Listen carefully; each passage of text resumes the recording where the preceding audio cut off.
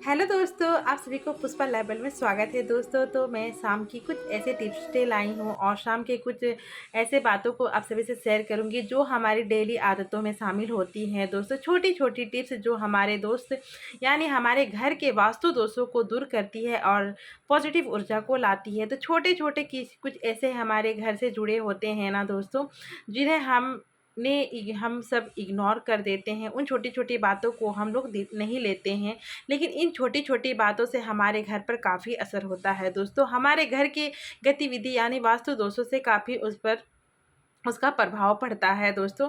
तो मैं कुछ शाम की कुछ ऐसी आदतें लेके आई हूँ जो हमारे घर के लिए सुख, समृद्धि और बरकत लाती है और लक्ष्मी प्राप्ति होती है दोस्तों। तो दोस्तों यहाँ पे मैं सुबह शाम की सफाई हो रही है। जिस प्रकार हम सुबह होते ही हम सफाई करते हैं, सुबह होते ही सफाई करने में लग जाते हैं, उसी प्रकार दोस्तों शाम ढलने से पहले ही हम अपने घर की सफाई करने लगते हैं। तो दोस्तों हर गृहिणी की ही आदत होती है कि शाम होते ही हम अपने घर की सफाई करें, ताकि माता लक्ष्मी की कृपा हम सब पर बनी रहे।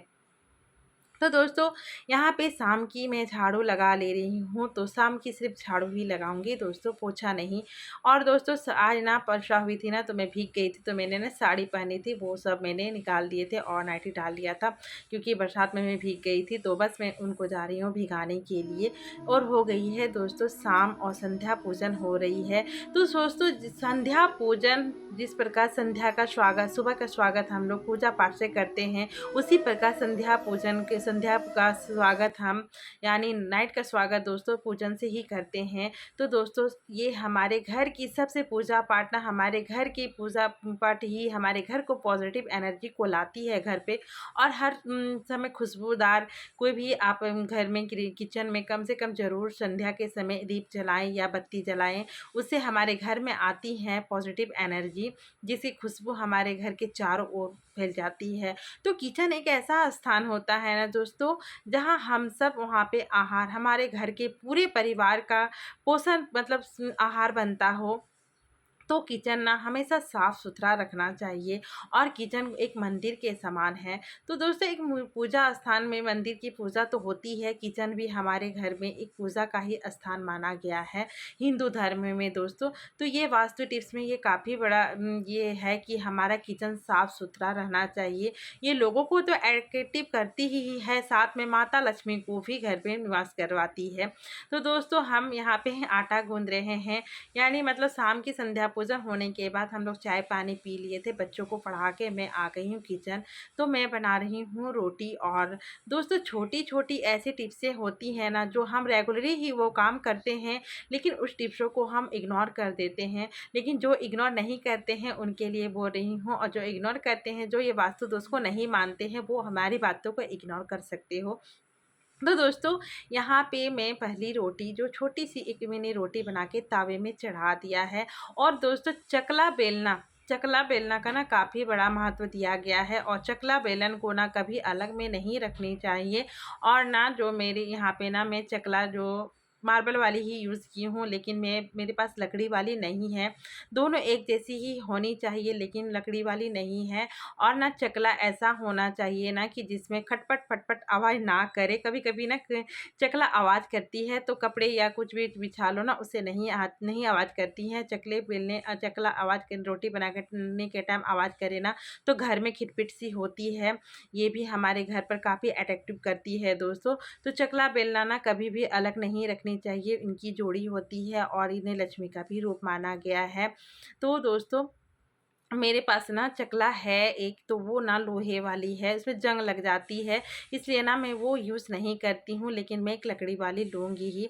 तो दोस्तों चकले बेलने को ना कभी अलग नहीं रखने चाहिए, और चकले बेलने को हमेशा साफ़ सुथरा भी रखनी चाहिए। और रोटी बनाते समय ना जो ये आटा गिरता है ना, वो आटा हमारा व्यर्थ जाता है, तो ये अन्नपूर्णा माता का अनादर होता है। तो दोस्तों हम एक छोटी छोटी ना चीज़ों को बहुत कोई होते हैं ना फेंक फेंक देते हैं, ज़्यादा हो जाता, लेकिन नहीं फेंकना चाहिए। जिससे हमें उसे ना जीव जंतु किसी को दे देने चाहिए, चाहे भूखे मनुष्य यदि मिल जाए तो उन्हें भी दे सकते हो, या हमारे आसपास में काफ़ी जानवरें होते हैं उन्हें दे देना चाहिए।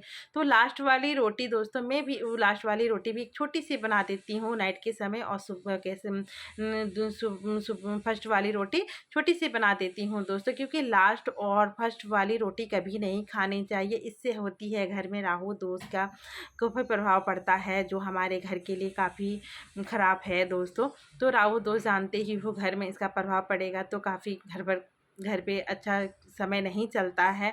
तो दोस्तों इन छोटी-छोटी टिप्स से ना हमारे घर के लिए काफ़ी फ़ायदे होते हैं और वास्तु दोषों को भी दूर करती हैं।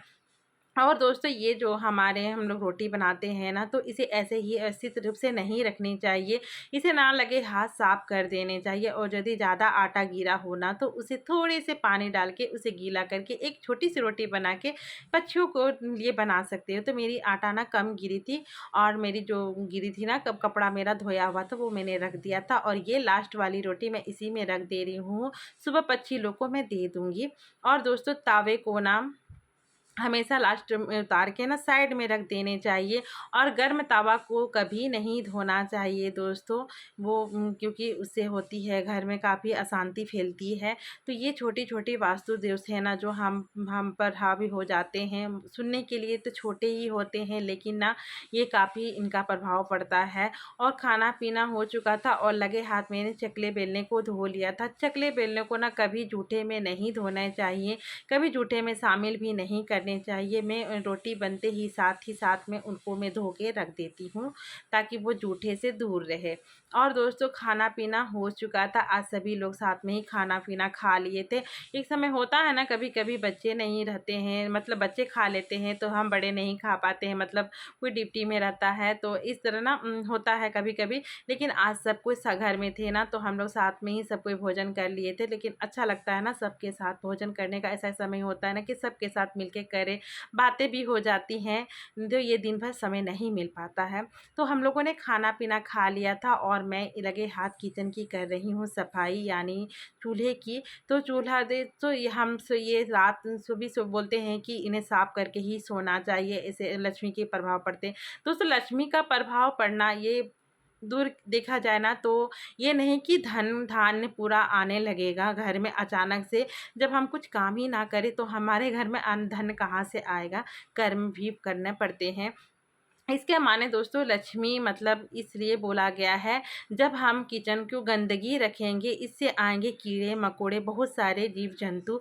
रात में काफ़ी चीज़ें आती हैं, वो उसे जूठा करेंगी, और उसी बर्तन से हम लोग धो के ऐसे ही रखेंगे, तो वो उससे होती है बीमारियां।